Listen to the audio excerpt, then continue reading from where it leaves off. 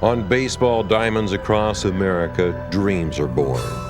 Young boys playing a game they love, holding a firm grip on their vision that just maybe, someday, they'll be in the big time. They can see it clearly, standing at the plate.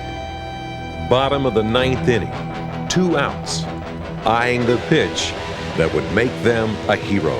First pitch, fly ball, deep right field, could be gone, it is gone! A home run! Warren Morris with 2 outs hits a home run over the right field wall. Home plate umpire Scott Graham is shooing him off the field. He's got to touch home plate, and there it is. And the Tigers of LSU have won the national championship in dramatic come-from-behind. The dreams of many aspiring young baseball players come true at the NCAA College World Series. After years of hard work and visions of greatness, young boys turn into college athletes. Then their sights turn to one event, one stadium, and the fight for one crown. The National Championship of College Baseball. It's a dream come true. I tell you what, you know, you grow up watching this on ESPN, and you grow up just watching these players in this World Series, and you realize once you get here that there's all kinds of kids out there watching you now. As a little kid, I always dreamed about playing baseball and playing big somewhere. And as I grew up, I watched College World Series on TV, and it's just overwhelming for me, and it's just the ultimate dream for me. So young boys keep dreaming. Someday it really could be you. For those who have made it to Omaha, they'll all tell you the same thing. It doesn't get any better than this. This is the College World Series. The 1997 NCAA College World Series highlight video is brought to you by Wilson, official ball for NCAA baseball championships. The field for the 51st Annual College World Series was loaded with 8 talented teams primed to battle for the national championship. For the first time in history, half of the lineup came from one conference, the Southeastern Conference. Heading the SEC onslaught was the #1 seeded Alabama Crimson Tide, who rallied around Coach Jim Wells for a school record 52 victories and the nation's top ranking. The LSU Tigers, the defending national champions who have been the team of the 90s under Skip Berkman, now looking for their 4th title in 7 years. The Auburn Tigers, who finished 4th in the SEC's Western Division, but behind the guidance of Hal Baird, proved they were among the nation's 8 best teams. The Mississippi State Bulldogs, led by Field General Ron Polk, one of just 6 coaches in history to bring more than one school to the College World Series. And outside the SEC block party, the Stanford Cardinal, back to Omaha for the 8th time under Mark Marquis, this time as the #3 seed. The Miami Hurricanes and Jim Morris, who becomes the first coach in NCAA history to lead his team to the College World Series in each of his first 4 years. The UCLA Bruins, making their first College World Series appearance since 1969, a welcome sight for 23-year coach Gary Adams. And the Rice Owls, making their first ever appearance in the College World Series in the 6th year of Wayne Graham's tenure. The cameras were on, and the nation was ready for action. After 50 great years of College World Series performances, the second half century was set to script out some memories of its own. The surest ticket to the championship is to get through first-round action and into the winner's bracket in this double elimination tournament. In Bracket 1, Stanford and LSU posted first-round wins on opening day. In the opener against Auburn, the Cardinal put together a 5-run 5th inning and scored 4 times on Tiger errors for an 8-3 victory. The Cardinals' star was sophomore reliever Jeff Austin, who shut out the Tigers in the final 4 innings. In the nightcap, Rice took a 4-2 lead over LSU into the 8th and had the nation's premier closer, Matt Anderson, on the mound. but a massive two-run home run by Tiger phenom Brandon Larson tied the game. Moments later, reserve outfielder Jeremy Whitten delivered a sacrifice fly that scored Mike Kerner with a go-ahead run. LSU reliever Chris Demuy then closed the door with the help of third baseman Trey McClure for a 5-4 final. It was a gut-wrenching loss for Rice, while LSU continued its knack for late-inning comebacks at the CWS. Stanford and LSU then met in the winners bracket to see who would assume the driver's seat of bracket 1. Stanford's All-American pitcher Kyle Peterson was Omaha's hometown hero, but his welcome party was spoiled by the Tigers, whose scorching bats put on a dazzling power display. Here's the pitch. The runner breaks. Fly ball hit to fairly deep left field. That's way back there. And that is goal. Holy cow! Swung on, and that's hit to pretty deep left field. You can write that one in the book and count it. It's number 39. Now the pitch to Furness. Swung, and that's hit to deep left field. That is going. See ya! Home run! Swung, and that's hit to very deep left field, and it is going to leave the yard. Holy cow! Swung, and that's hit to very deep left field. That one will leave the yard. Can you believe that? It hit the scoreboard. Holy cow! He hit the screen on the scoreboard behind the left field bleachers. While LSU's 5 home runs lit up the scoreboard and the Tiger fans, ace right-hander Patrick Coogan used a wicket-breaking pitch to keep the Cardinal hitters confused all day. It was an impressive all-around performance by LSU, and in the end, a 10-5 victory. In the losers bracket, Auburn and Rice hooked up in the first elimination game of the series. It turned into Tim Hudson Day at Rosenblatt. The SEC Player of the Year was Auburn's best pitcher and best hitter in '97. Against the Owls, Hudson did both and did them very well.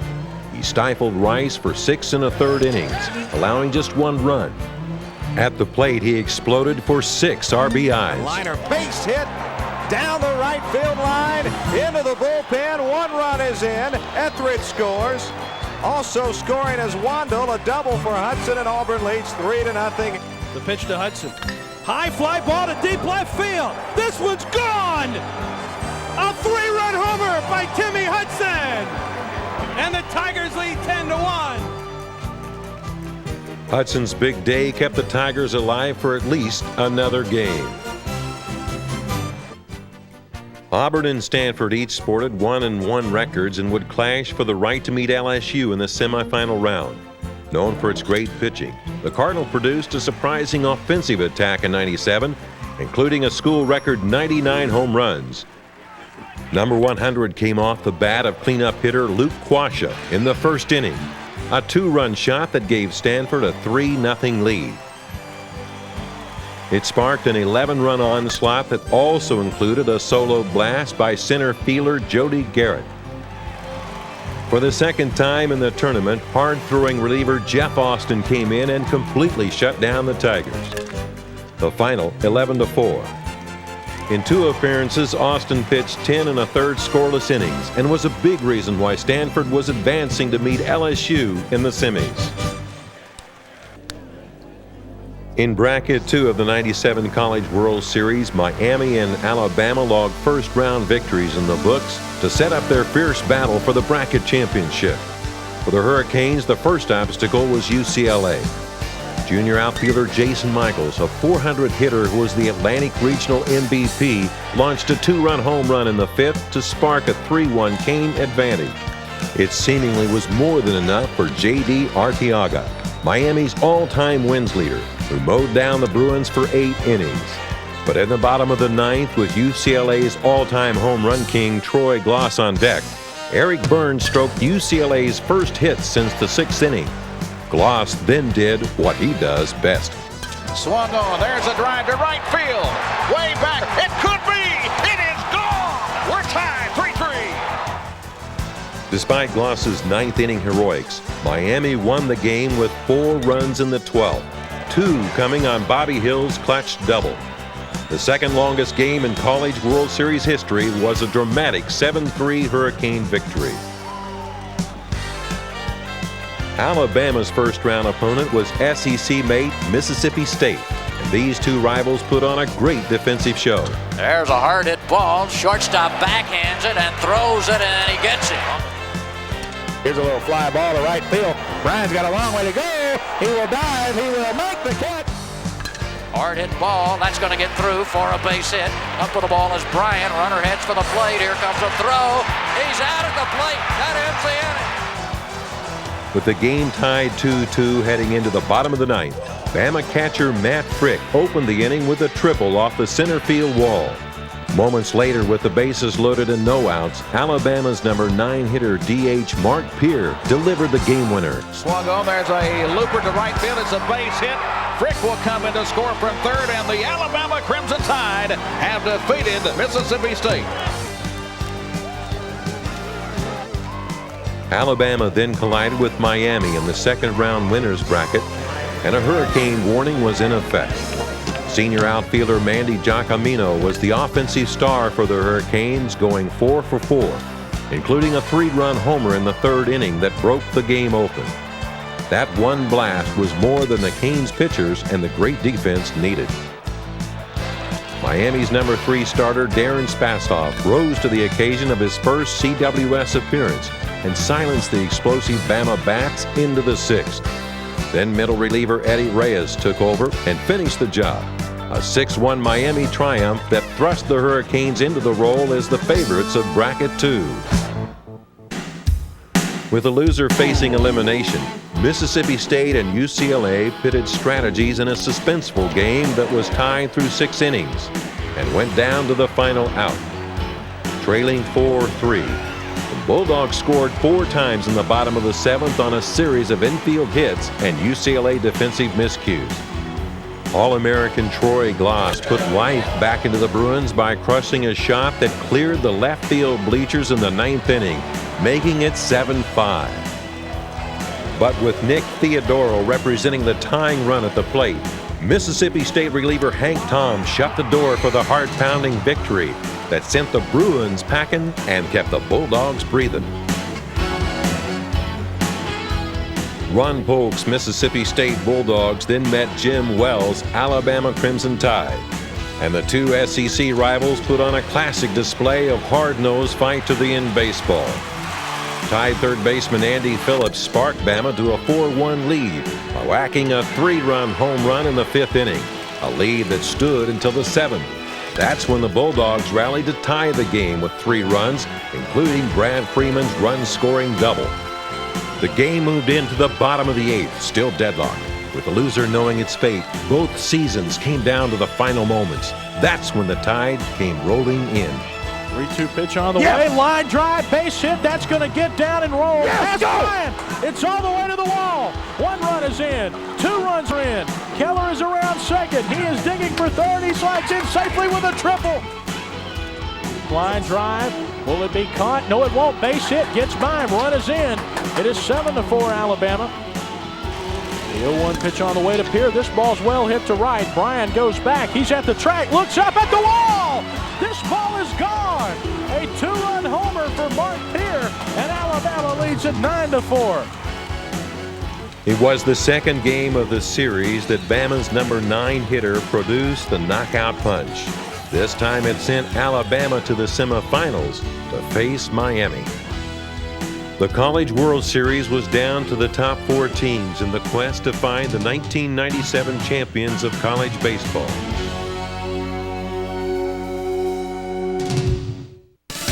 When the nation's best players and coaches descend on Omaha for the College World Series, all share one common goal, a burning desire to make it to the top.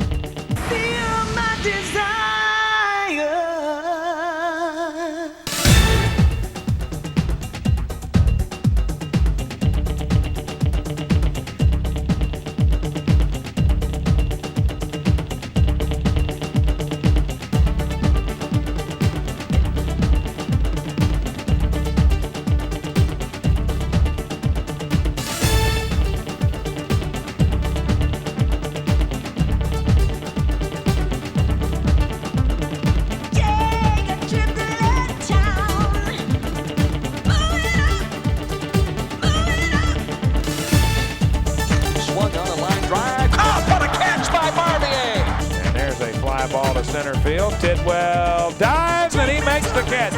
Diving. Oh, what a play. Take me to the top. I love it, I love it, I love it, I love it, I love it, I love it, this world. Runner heads for the plate. The throw. He is safe at the plate.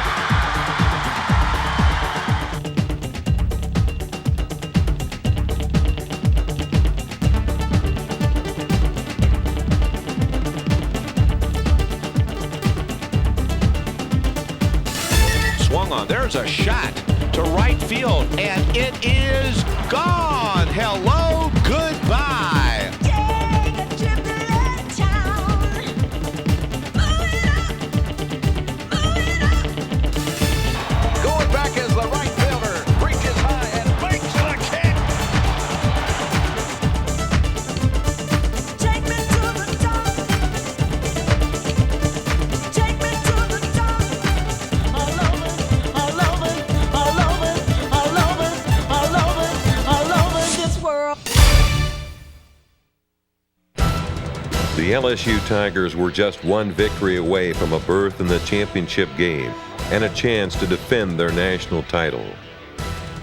Stanford stood in the way, but coming out of the losers bracket, the Cardinal needed 2 straight wins over LSU to reach championship Saturday. The Tigers bolted out to a 7-0 lead in the first 4 innings and amazingly did it on just 4 hits. Junior center fielder Mike Kerner inflicted most of the damage. He blasted a solo home run in the 2nd inning for the only hard hit of the outburst. Kerner later scored when Skip Berkman ordered a crafty double steal. But the jubilation of the fired-up LSU troops took a nosedive in the 5th when Stanford loaded the bases for overdue slugger Josh Hokasang. Bases loaded. Here's the pitch. Swung on. There's a shot. It's going back. Hello. Goodbye. Josh Hokasang brings the Cardinals back in this ballgame with 1 swing of the bat and 7-4. And this Cardinal crowd is pumped. It was Hokasang's first home run of the College World Series, and it yanked the Cardinal right back in the game. Stanford's renewed vigor, however, was deflated quickly by the big bad LSU bats. Ace Kyle Peterson came on for his first relief appearance of the year. But for the 2nd time in a week, Omaha's favorite son was greeted rudely. Line drive base hit into center field. Garrett charges the ball. Coming home standing up is Earnhardt. Coming home standing up for LSU is Davis. They're pumped. 9-4, Tigers lead. Here comes the pitch. Swung on and ripped into right center field for a base hit. And we may have a play at the plate. Here comes the throw, and he is safe. And LSU comes right back and gets the 4 that Stanford got in the top of the inning. Then in the 8th inning, Kerner added the exclamation point. Now the 2-1 pitch on the way. Kerner swings and hits it to left field. That's pretty well tagged. Left fielder going back at the warning track. He cannot get it. 2-run home run for Kerner, and he's done it again. Holy cow, his 2nd of the ball game, and it's 13-7. The pesky Cardinals scored twice and brought the tying run to the plate in the 9th. But LSU's ace Patrick Coogan came in and got the final out. Here comes the 0-2 pitch. Well, he checked his swing, and he's called out on strikes. They appealed the play. The first base umpire rang him up. Coogan did the job, and the Tigers will play for the national championship on Saturday. In the other bracket, it would take 2 games to decide whether the 1997 game would be a rematch of the previous year between LSU and Miami, or whether Alabama would make it an all-SEC affair. The Crimson Tide was shooting for a reversal of the previous 2 CWS meetings, in which Miami outscored Alabama 21-2, including the worst defeat of the Jim Wells era. This time, Alabama scored 3 before even recording an out, 2 courtesy of cleanup hitter Dustin Moore. Sophomore transfer G.W. Keller then took over. A 3-run blast capped a 4-run 5th inning, giving the Tide a 7-0 advantage. Then after Miami had closed the gap to 8-6 in the ninth, Keller made a game-saving catch. Alabama had forced a rematch. In 24 hours, they would go at it again for the bracket championship.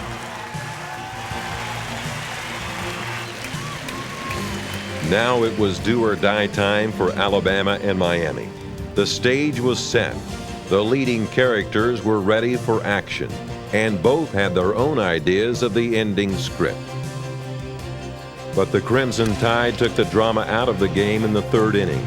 A bases-loaded error allowed the first run. And then the floodgates swung open. And the pitch coming, swung on back to the mound. Arteaga can't get it. A run will score. He'll throw to first. It's too late.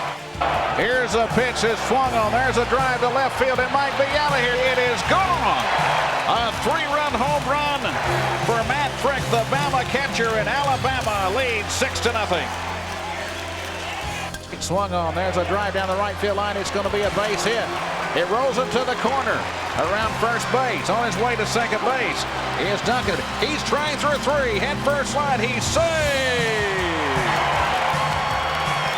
Here's the pitch. There's a drive to right field. It might be out of here. It could be. It is gone. A two-run home run for Mark Peer. And Alabama has an 8-0 lead.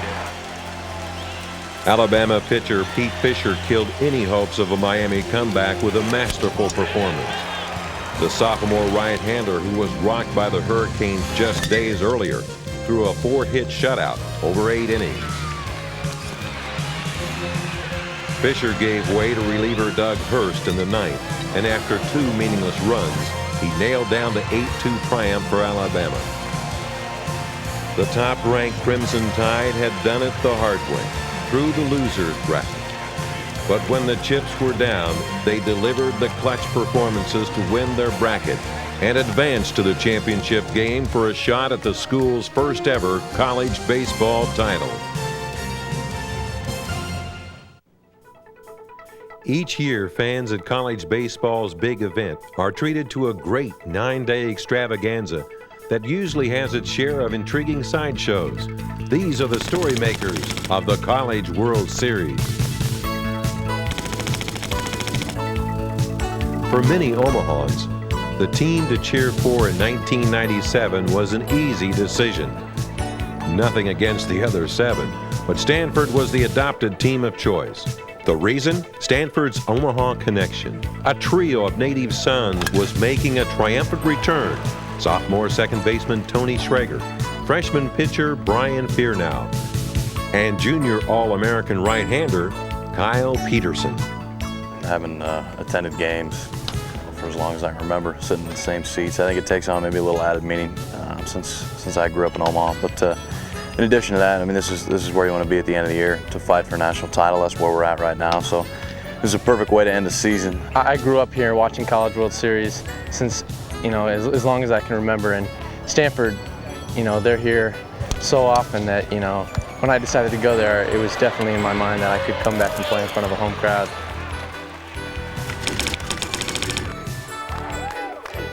The talk of this series, make that the chant of the series, was the SEC. 4 teams, all from the Western Division, not only made it to Omaha, but advanced to the Final 6. We have everything it takes to compete. We've got universities with great resources, we've got great facilities, and maybe most importantly, great weather. So kids from all over the country are interested in coming to the SEC and playing in front of big crowds and great ballparks, and so I don't believe this is a one-time thing. I think it'll happen more and more frequently.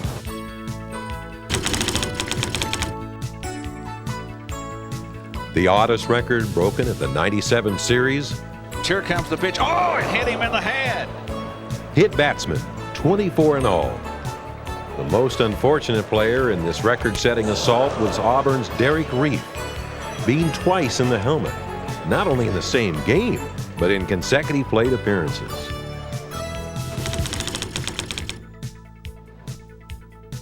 The most outstanding player honor went to LSU's Brandon Larson. His 3 round-trippers in Omaha vaulted his season total to 41, making him the most prolific home run-hitting shortstop in NCAA history. Every time I looked up, Brandon was doing something spectacular. It was the greatest year I've ever seen an LSU player have.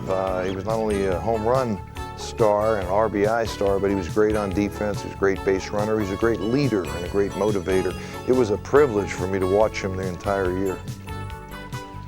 The talented shortstop went from junior college transfer to College World Series MVP in 1 year. And the Brandon Larson story may just be starting. And maybe the biggest story of all, the fans. For the first time ever, more than 200,000 of them poured into Rosenblatt for the College World Series.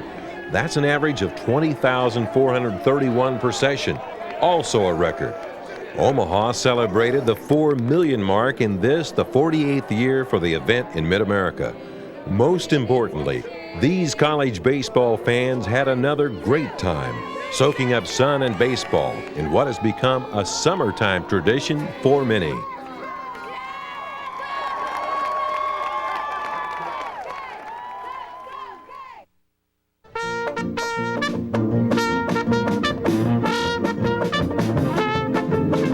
College World Series championship programs. National champions right here.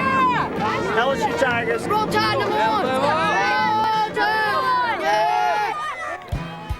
A championship atmosphere engulfed Rosenblatt Stadium for the 1997 title bout on a brilliant blue day in Omaha. 13 games filled with the rigors and emotion of this double elimination tournament had boiled down to two teams, the LSU Tigers and the Alabama Crimson Tide. One thing was certain, the SEC would crown its 5th national champion of the 90s. These two SEC rivals had battled for league and national supremacy all season long. Now having worked their way through the College World Series field as the number 1 and 2 seeds, the two would settle the issue once and for all. A record crowd of 24,401 was primed for a potential slugfest between the two teams that led the nation in home runs. LSU leadoff hitter Danny Higgins quickly showed those expectations would be fulfilled. Here's a 2-2 pitch now to Higgins. Swung on, hit to left field. Going back is Keller. The ball is hit well, and it is gone! A leadoff line drive home run by Higgins, and the Tigers take the lead. The slam by Higgins ignited a 6-run explosion by the Tigers in the first inning. Center fielder Mike Kerner wrapped an RBI single. Right fielder Tom Bernhardt doubled in the gap to drive in Kerner and Eddie Furness. And after batting through the lineup, Higgins came through again with a bases-loaded single that brought home 2 more. In all, 11 batters, 6 hits, and a 6-0 LSU lead. Then in the second, the Tigers loaded the bases again. Here comes a 1-2 pitch. Fly ball hit to pretty deep left center field. That's way, way back there, and it is up against the wall. 1, 2, 3-run score. Davis stops at second, and it is an 8-0 ball game. While the LSU offense was in high gear, Patrick Coogan was trying to become just the second pitcher in College World Series history to win 2 national championship games. But everyone knew the Tide wouldn't go down without a fight. Red-hot second baseman Joe Caruso instilled some life into his Bama teammates with a 2-run blast in the 3rd inning. An inning later, first baseman Robbie Tucker delivered a 2-run double into the right field corner, and it was 9-4. The Tide loaded the bases again in the 5th, and Skip Berkman brought in team strikeout king Doug Thompson. The junior right-hander mowed down Matt Frick. And then Robbie Tucker, slamming the door on another threat. With momentum back on the Tigers' side, the Bats responded. Out of the stretch, he checks the runners. Here's the pitch to the plate. Swung on and lined into center field for a base hit. It'll score 2.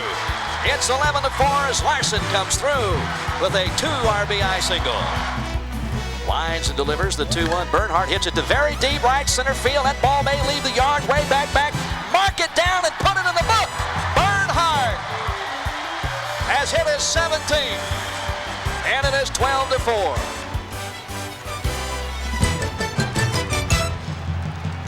Caruso single-handedly wouldn't let his team die.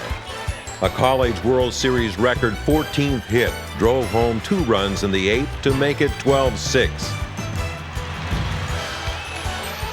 The Tigers added a run and took a 13-6 lead into the 9th for Thompson, who struck out Dustin Moore for out number 1, and then got some help from shortstop Brandon Larson for out number 2. That set up the crowning moment for the '97 Tigers. Doug Thompson prepared to deliver perhaps the biggest pitch of his career. Here's the payoff pitch. He struck him out! Tigers win! Tigers win! Doug Thompson fans Matt Frick. And the ball game is over, and the LSU Fighting Tigers have defended their national championship. Holy cow! With a team like Alabama, you know, that final out was exactly what it was, because you never know with them. They could come back at any time. You know, 2 outs, we still were crossing our fingers. But that final out, when it finally came, it was like everything you'd worked for, you know, all your whole career. It came to a peak right there at that moment. Well, that's something every pitcher dreams about, you know, to be on the field the last pitch of the season when your team wins it and everybody comes out there. It was a dream come true.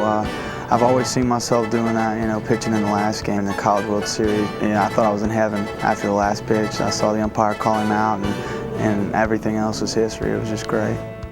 For just the second time in over 2 decades, college baseball's national champion had defended its title. No late-inning heroics this time, just a dominating performance from start to finish. LSU's 4th championship of the 90s put Skip Bertman and his Tigers in elite company.